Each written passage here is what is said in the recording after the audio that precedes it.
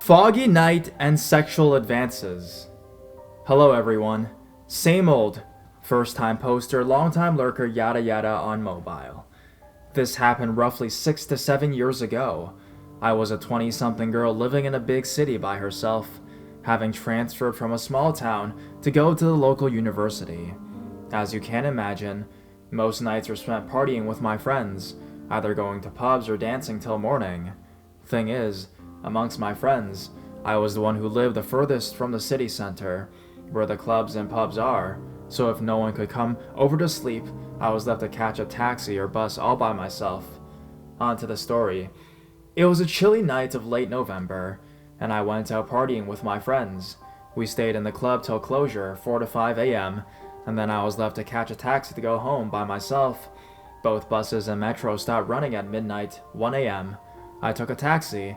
Everything's fine, but this taxi driver doesn't really know the streets in my part of town, so he drives at the end of the street I live in, which is one way, and I decided to get out right there and walk the way back. Don't judge, taxis are really expensive where I live, and I didn't want to pay more only for him to circle back.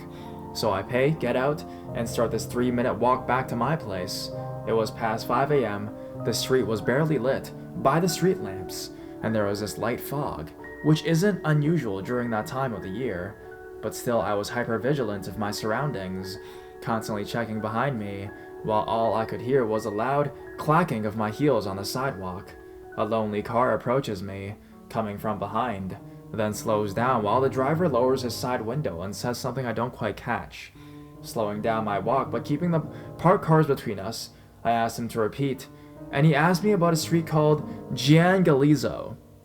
Given that I don't drive and move only with the local transportations, I don't know many streets and tell him as much. Then goes as follows. Please note that the whole encounter and the whole conversation was in Italian. We're in Italy. And street X? This I know. You take a right at that stop and then right again and you're there. Wanna suck my dick? Excuse me?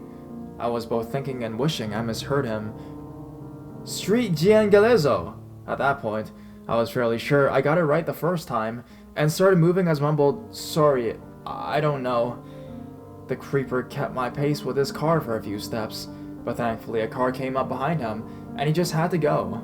Needless to say, I walked home constantly checking if he was back, and could see where I lived. So, to the creep who was trying to get some head by a random girl walking alone in a dark foggy street, let's not meet.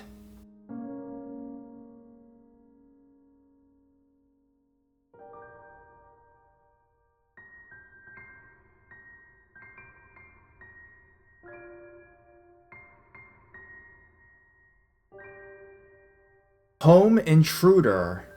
Long read, I apologize. I'll put a TLDR version at the end. This happened about 6 years ago, but first a little backstory. Back then I was in university and lived about 10 hours away from my parents. It was a long drive, and our hometown was super boring, so I only ever visited for Christmas. That year though, because I was going through a bad breakup, I went home for the summer, wanting to just be lazy and sunbathe in my parents' garden with trashy novels. Luck was it that my cousin who lived next door, 2 years younger than me and close to me like a sister, was also home visiting her mother. My parents had a big dog, a cane corso if you know the breed, that looked scary, but was a gentle giant, and a surrogate mother to our kittens. Anyways, I was home for a couple of months, and my parents were going on a holiday for 2 weeks on the other side of the country.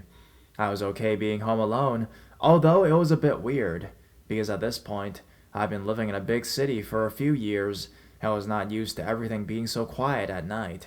All I could hear was crickets, and sometimes wild animals from the nearby mountains. It made it hard to sleep, so I decided to move into my parents' bedroom, because they had a TV there, and I could keep it on all night for some noise. One night, my cousin came to spend the night, because her mom was working the night shift, and she didn't want to be home alone, and we decided to watch horror movies and eat pizza in bed. At some point, I fell asleep, but my cousin, let's call her Anna, couldn't sleep. She was quite jumpy and easily scared, so the movies got her freaked out. It was also a foggy night that night. I'm deep asleep when she wakes me up super freaked out, saying someone is in the house. At this point, my mind is kind of lazy. There was beer with that pizza, and I can barely keep my eyes open at all. I tell her that she's just being paranoid and that she should just go back to sleep. She insists strongly that there's someone in the house, and she's shaking and crying. So I'm starting to worry about her. I sit up, and I hear a noise downstairs, as if someone closed the cutlery drawer in the kitchen. I flinch and put the TV on mute. I get up and slowly lock the bedroom door, then tiptoe back to bed and listen carefully. I hear the wooden floors creaking as if someone is walking around. At this point, I'm starting to join Anna in the freakouts. My parents have a sensor light in the hallway. It's placed kind of in the middle of the stairs, so it will go on if someone is walking around both downstairs or upstairs. I can hear the click of the light going on, and I can see the light under the bedroom door. I am now 100% sure someone is inside the house. I grab my phone to call the police, but the town is in the middle of fucking nowhere and I have no service. My cousin is bawling, and I have to put a pillow over her mouth to muffle the noises. She's holding on to the pillow and bites it to stop herself from screaming. Whoever is in the house is now climbing up the stairs. My mind is going 100 miles an hour, and I'm trying to think of all possible scenarios in this situation. My best bet is some neighbor noticed my parents' car has been gone for a few days. They know our dog is harmless, and they know my folks are doing quite well for themselves, so they're probably trying to find some jewelry or something like that. I figured if we keep quiet, they'll take whatever they want and then just go and leave us alone. I tell my cousin to quietly get under the bed. I look out the window and see nobody on the streets. Since my parents' bedroom is next to mine, and mine has a balcony, I figure if push comes to shove, we can climb out the window actually, reach the balcony, and since it's overlooking the vegetable garden, we can jump and hope the soft soil won't break too many bones. As I move to crawl under the bed as well, the doorknob rattles. Someone is trying to get in. I freeze, and I swear, time stops. My heart is beating like crazy. I look around, and the only weapon I can see is my mom's crochet needle in a basket by the bed. I figured I'm gonna stab the sucker in the eye or something. The doorknob rattles for a few more seconds. Then the intruder walks away. I hear them shuffling through the rest of the rooms on the floor, but I figure she is too quick for actually taking anything. Worse thoughts creep into my head. My dad is a detective. He's worked some horrible cases involving sex trafficking rings and stuff, so what if someone is here for him? It wouldn't be the first time our family was threatened. If that's the case, I might be dead by the morning. This thought shoots adrenaline through my body, and when I can't hear anything for a few minutes, I decide I have to get out of the room, find some service, and call the police. My cousin begs me to stay, but all I can think about is if someone is after revenge, they could burn the house down with us in it or something. Also, stupid as it may sound right now, I was really worried for my dog too. She was out there all alone. If someone was to approach her, she'd probably lick their fingers right before they shot her or something. Anyways, I take my phone, my crochet needle, and leave the room. I step into my parents' dressing room and take my dad's baseball bat, then make my way downstairs. The front door is wide open, and as I walk outside, I can see a man running away.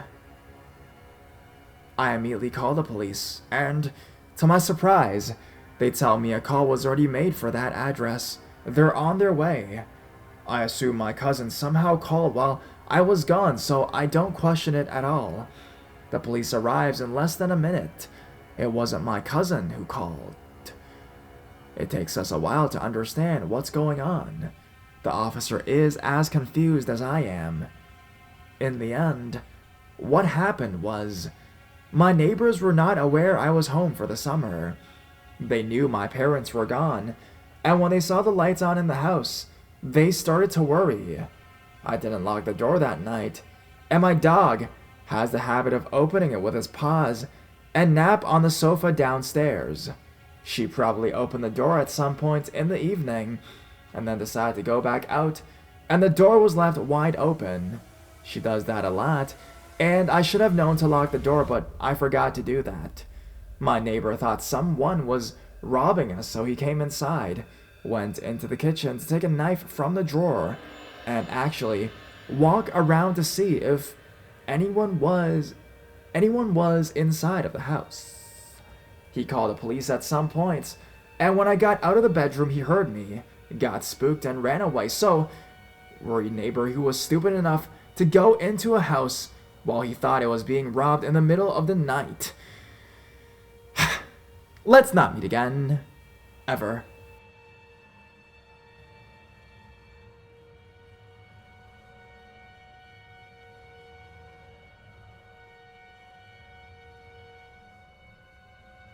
I will never go jogging into a fog again. Okay, so this is my first post in the subreddit, and I'm kinda hyped.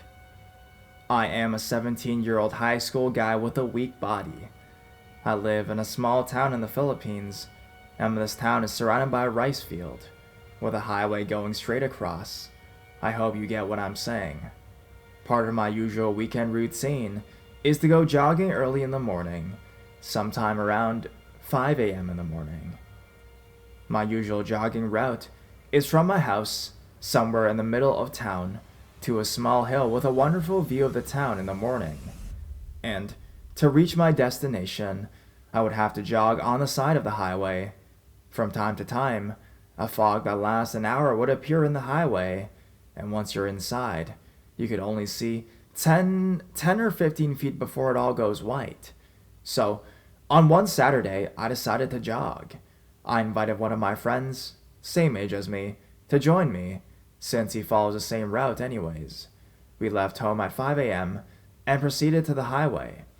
As usual, a thick fog blanketed the highway.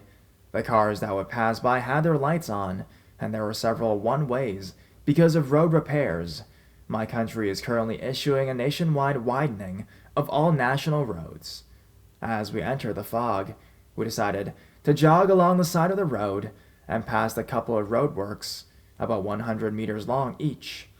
All was well at that point. A bit exhausted, but otherwise fine. We barely encountered anybody else, and usually there are just fellow joggers too. That hill with a very famous view. Then we came across another roadwork. It wasn't that far from the hill, and we saw this guy crouched down on the asphalt. He was wearing a dirty orange vest and similarly dirty hard hat. We couldn't see his face, but we just decided to ignore it. He looked as if he was fidgeting with something in his hands, so we just thought he was holding a few tools or something like that. Also, there was nobody there but us, me, my friend, and that guy. The fog was still thick as hell. My friend signaled me to keep a distance from the guy, and I followed him. When we got closer, we heard him humming a strange tune under his breath, which in itself wasn't that weird, but boy were we wrong. As we got closer and closer to the guy, he started acting erratically. He stopped for a moment as I passed him, then he started laughing. It wasn't a regular laugh. It sounded sinister and a little dry. It was really loud, too, so it really freaked us out. We didn't increase our speed at that point, as we thought he was just toying with us and kidding around. But he didn't stop. He just kept laughing and laughing, and we knew this was beyond a prank. I can't describe his laugh more than I just did, but trust me, he wasn't faking any of this. This was serious. We didn't look back. We were speeding up now. As we were starting to see the hill, I was gasping for air, but I didn't know what would happen if I stopped. I just forced myself to keep running and running, and my friend did the same. He was probably 50 meters behind us when I decided to look at him. He had stopped laughing, but now he was standing straight and was glaring at us. He called out to us in my language in an enraged tone. That's when my adrenaline kicked in. I just ran and ran until we reached the hill. In hindsight, I don't know how I was able to push myself that far for so long. When we finally arrived at the top of the hill, we were exhausted. I damn nearly collapsed on a cement bench and stayed there for another hour. Like a breath of fresh air, my friend laughed in a more comedic manner, and I followed suit. We laughed the whole thing off while waiting for the fog to lift. When it did, we walked home. I hadn't had breakfast yet, so I was pretty hungry at the moment. As we passed the roadwork, we saw the guy in. He was no longer there. The only people there were in construction outfits, were the ones signaling the traffic, but none looked like the man we saw before. As I got home, I told my parents what happened, and they said it was probably just another nut job, which were common in my town, that stole a construction outfit. Since then, I never went jogging into a fog again. So for reading. And highway guy, let's not meet. Ever.